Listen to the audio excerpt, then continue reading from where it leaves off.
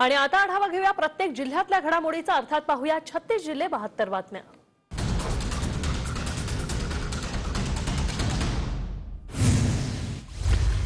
राज्यात काल कोरोनाचे 39,544 नवे रुग्ण आढळले। 227 जणांचा कोरोनामुळे मृत्यू झाला, तर 23,600 रुग्णांनी कोरोनावर मात केली आहे। येत्या 2 एप्रिल पासून अंशतः लॉकडाऊन लागणार असल्याचे संकेत राज्य सरकारकडून देण्यात आले। 50% लॉकडाऊन आणि 50% निर्बंध असं स्वरूप असण्याची शक्यता आहे। अंशतः लॉकडाऊनमध्ये लोकल ट्रेन, बस आणि लांब पल्ल्यांच्या गाड्या सुरळीत सुरू राहतील, मात्र वाहतूक 50% मर्यादेच्या क्षमतेत सुरू राहील।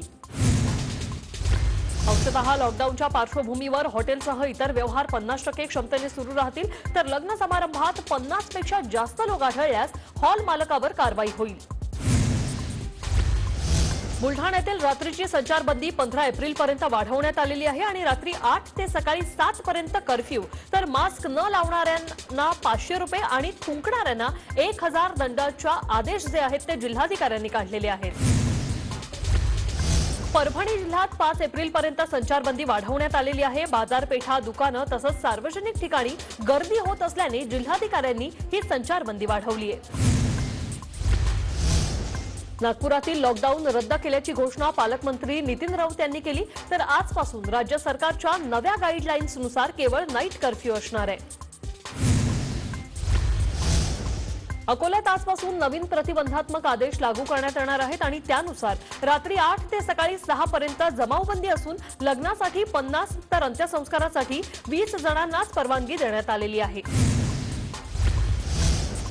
लॉकडाऊनबाबत अद्याप कोणताही निर्णय झालेला नाही असं आरोग्यमंत्री राजेश टोपेंनी म्हटलंय। निर्बंध कडक होतील त्या दृष्टीने लोकांनी तयारी ठेवावी असंही ते म्हणाले। जे रेस्ट्रिक्शन्स आहेत किंवा निर्बंध आहेत ते निश्चित प्रकारे अधिक कडक होण्याच्या दृष्टिकोनातूनचे पावलं राज्य शासन उचलणारच आहे आणि त्या दृष्टीने लोकांनी मानसिकता ठेवली पाहिजे। वाढत्या कोरोनाला राज्य सरकार जबाबदार असून यापुढे लागू होणारे लॉकडाऊन वंचित आघाडी मोडून काढेल असा इशाराच प्रकाश आंबेडकरांनी दिलाय। शस्त्रक्रिया होऊन सुद्धा शरद पवारांनी आपलं काम सुरू ठेवलंय। हॉस्पिटलच्या बेडवरून शरद पवारांनी राज्यातल्या कोरोना स्थितीचा आणि अन्नधान्य पुरवठ्याचा आढावा घेतला। राज्यभरात महावितरणच्या घरगुती वीज ग्राहकांच्या वीज दरात आजपासून बदल होणार आहे। दरमहा 300 युनिटपर्यंत वीज वापरणाऱ्यांचा दर प्रति युनिट 2 ते 9 पैशांनी कमी होणार आहे। कोरोना चाचणीच्या दरात मोठी कपात केली। आता फक्त 500 रुपयात आरटीपीसीआर चाचणी तर अँटीजन चाचणी 250 रुपयात होईल। देशभरात आजपासून घरगुती गॅस सिलेंडरच्या किमती ज्या आहेत त्या 10 रुपयांनी कमी होणार आहेत। इंडियन ऑइल कॉर्पोरेशनने ही माहिती दिली आहे। काल रात्री अल्पबचत योजनांवरील व्याज दरात केंद्र सरकारने कपात केली होती, मात्र काही तासातच हा निर्णय मागे घेतल्याचं निर्मला सीतारामन यांनी ट्विट करत सांगितलंय। पॅन आणि आधार लिंक करण्यासाठी 30 जून पर्यंतची मुदतवाढ देण्यात आलेली आहे। कोरोनामुळे ही मुदतवाढ दिल्यानं सर्वसामान्यांचा जीव भांड्यात पडलाय। घर खरेदी करणाऱ्या सामान्य नागरिकांना सरकारने मोठा दिलासा दिलाय। कोरोनामुळे सरकारकडून रेडी रेकनरच्या दरात कोणतेही बदल करण्यात आले नाहीयेत। महिलांना आजपासून मुद्रांक शुल्कात 1% सूट दिली जाणार आहे। सवलतीची घोषणा अजित पवार यांनी राज्याच्या अर्थसंकल्पात केली होती। काल जळगावमध्ये सोन्याच्या दरात प्रतितोळा 700 रुपयांची दर तर चांदीच्या दरात प्रति किलो 1500 रुपयांची घसरण झालेली आहे आणि त्यामुळे सोन्याचे दर 44,300 रुपये प्रति तोळे आणि चांदीचे दर 66,000 रुपये प्रति किलोवर गेलेत। धुळ्यातील दोंडाईचा शहरात मुलीची छेड काढल्याप्रकरणी पोलिसांनी 2 जणांना अटक केली होती आणि यानंतर जमावाने पोलीस ठाण्यात रडा करत अटकेतील आरोपींना पळवलं। दरम्यान जमाव पांगवण्यासाठी पोलिसांनी हवेत 2 राऊंड फायर केले।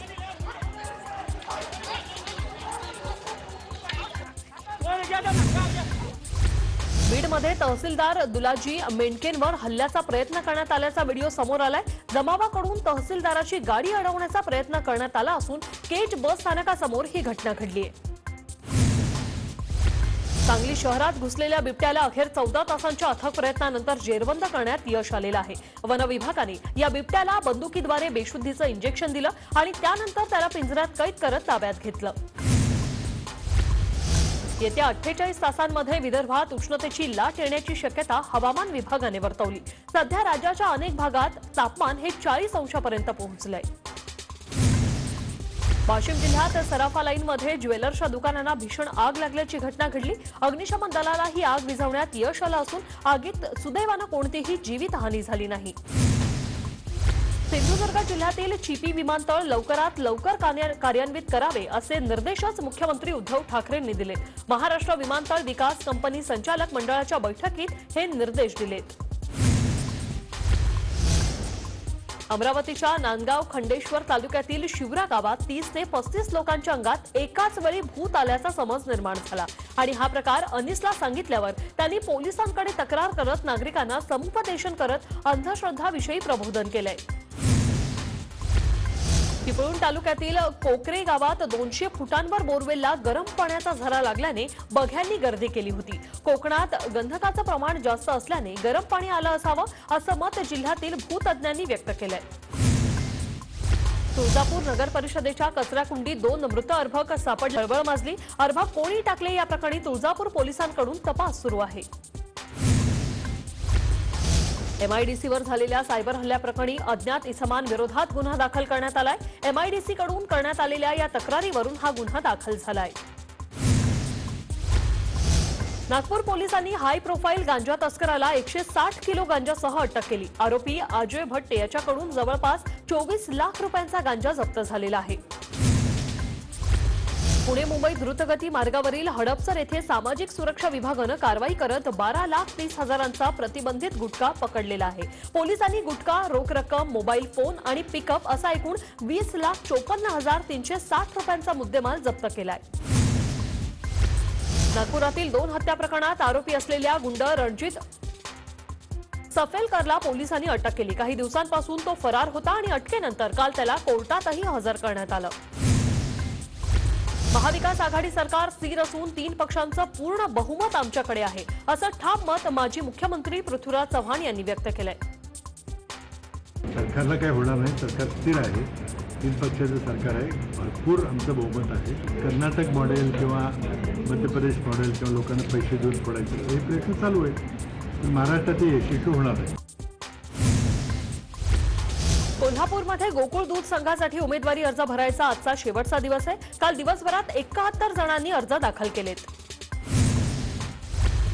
पंढरपूर मंगळवेढा विधानसभा पोटनिवडणुकीत भाजपचे समाधान अवताडे आणि राष्ट्रवादीचे भागीरथ भालके यांच्या उमेदवारी अर्जावर आक्षेप घेतला गेलाय। दोघंही चेअरमॅन असलेल्या साखर कारखान्यांवर थकबाकी असल्याचा आरोप करत अपक्ष उमेदवार मोहन हळवणकरांनी हा आक्षेप नोंदवलाय। कामाच्या ठिकाणी महिलांवर होणारे अत्याचार रोखण्यासाठी असलेल्या विशाखा समितीच्या प्रभावी अंमलबजावणीसाठी टास्क फोर्स नेमणार असल्याची घोषणा महिला बालकल्याण मंत्री यशोमती ठाकूर यांनी केली। जुन्नरचे माजी आमदार शरद सोनावणेंनी बुधवारी रात्री 12 वाजता पुणे नाशिक महामार्गावरील चाळकवाडी येथे असलेला टोलनाका बंद पाडला। हा टोलनाका गेल्या 2 ते 2.5 वर्षापासून बंद असून काल रात्री 12 वाजता सुरू करण्यात येणार होता। कोल्हापूरच्या शिवाजी विद्यापीठाला राष्ट्रीय मूल्यांकन परिषदेकडून A+ मानांकन मिळालंय। नॅकच्या नव्या मानांकनासह 3.52 गुण मिळवत शिवाजी विद्यापीठ राज्यात अव्वल ठरलंय। देशातील 10 कोरोना हॉटस्पॉटपैकी महाराष्ट्रातील 8 जिल्हे आहेत आणि सर्वाधिक रुग्णसंख्येत देशात पहिल्या स्थानी पुणे असून मुंबई दुसऱ्या तर नागपूर तिसऱ्या क्रमांकावर आहे। लॉकडाऊन लावण्याची इच्छा नाही, मात्र लोकांनी नियम पाळावे असं आवाहन शंभूराज देसाई करतायत। कोरोना नियंत्रण करण्यासाठी पावलं उचलत असल्याचंही ते म्हणाले। लावून लोकांना निर्बंध घालण्याची अजिबात इच्छा नाही। आम्ही सर्वोच्च प्राधान्य हे महाराष्ट्रातल्या जनतेच्या आरोग्याच्या रक्षणाकरता दिलेलं आहे। नागपूरच्या मेडिकल आणि मेयोमधील बेडची संख्या तातडीने वाढवा असे निर्देश पालकमंत्री नितीन राऊत यांनी दिलेत। ग्रामीण भागातील रुग्णांना तात्काळ बेड उपलब्ध करण्याच्या सूचनाही त्यांनी दिल्यात। सिरम इन्स्टिट्यूटतर्फे तयार करण्यात येणाऱ्या कोरोना कोविशिल्ड लसीचा साठवण काळात 3 महिन्यांची वाढ करण्यात आली। त्यामुळे सध्या 6 महिने असलेल्या लसीच्या साठवण काळात 9 महिन्यांपर्यंत वाढ झालेली आहे। आजपासून 45 वर्षांवरील लोकांचं लसीकरण होणार आहे. कोरोना संसर्ग वाढत असल्यानं लसीकरणाची गती वाढवण्यावर सरकारचा भर आहे. कोल्हापुरात हातावर पोट असलेल्यांनी लॉकडाऊनला विरोध दर्शवलाय, तर भाजप पदाधिकाऱ्यांनीही जिल्हाधिकाऱ्यांना निवेदन देत लॉकडाऊन करा, मात्र सर्वसामान्यांना पॅकेज जाहीर करा अशी मागणी केली आहे. ते निर्बंध जे पाळत नाहीत त्यांच्यावर तुम्ही कडक कारवाई करावी ही आमची इच्छा आहे. आणि त्यांना कडक कारवाई नाही केली तर दुसऱ्यांनी मोकाट सुटणार, तर ती मोकाट सुटण्यासाठी ह्यांना ह्यांच्यावर कडक कारवाई करावी. पिंपरी चिंचवडमध्ये सामान्य नागरिक, व्यावसायिक आणि विद्यार्थ्यांनी लॉकडाऊन न लावण्याची विनंती केली. हवं तर निर्बंध कडक करा, मात्र लॉकडाऊन लावू नका असं नागरिकांचं म्हणणं आहे. नियम हवे तसे कडक करा, मात्र लॉकडाऊन नको असा सूर सोलापुरातील रिक्षा चालकांनी आवळलाय. 3 ऐवजी 2 प्रवासी वाहतुकीची परवानगी द्या, मात्र लॉकडाऊन नको असंही त्यांचं म्हणणं आहे. गेल्या लॉकडाऊनमध्ये सामान्य जनतेचं अतोनात नुकसान झालं आणि त्यामुळे जर आता पुन्हा लॉकडाऊन केला तर आत्महत्या करण्याची वेळ येईल अशी प्रतिक्रिया सांगलीकरांनी दिली. लॉकडाऊन हा पर्याय होऊ शकत नाही. लॉकडाऊनमुळं गेले 6-7 महिने कसे काढलेत लोकांनी त्याचा सरकारने गांभीर्याने विचार करावा. आता हे जगावर संकट आहे, या संकटाला प्रतिकार करणं म्हणजे लॉकडाऊन नव्हे. पुन्हा लॉकडाऊन झाल्यास ते परवडणार नाही अशी प्रतिक्रिया रत्नागिरीतील रिक्षा चालकांनी दिली. तर कोरोना परवडला, मात्र लॉकडाऊन नको असं वडापाव विक्रेते सांगतायत. लॉकडाऊन नकोच अशी भूमिका बारामतीकरांनी घेतली. विविध उपाययोजना राबवून कोरोना रोखण्याचा प्रयत्न करावा अशी मागणीही बारामतीकर करतायत. नांदेडमध्ये 4 एप्रिलच्या मध्यरात्रीपर्यंत लावलेला लॉकडाऊन कायम राहणार असल्याचं जिल्हाधिकाऱ्यांनी स्पष्ट केलंय आणि त्यानंतर 5 एप्रिलपासून 15 एप्रिलपर्यंत रात्रीची संचारबंदी लागू करण्यात येणार आहे.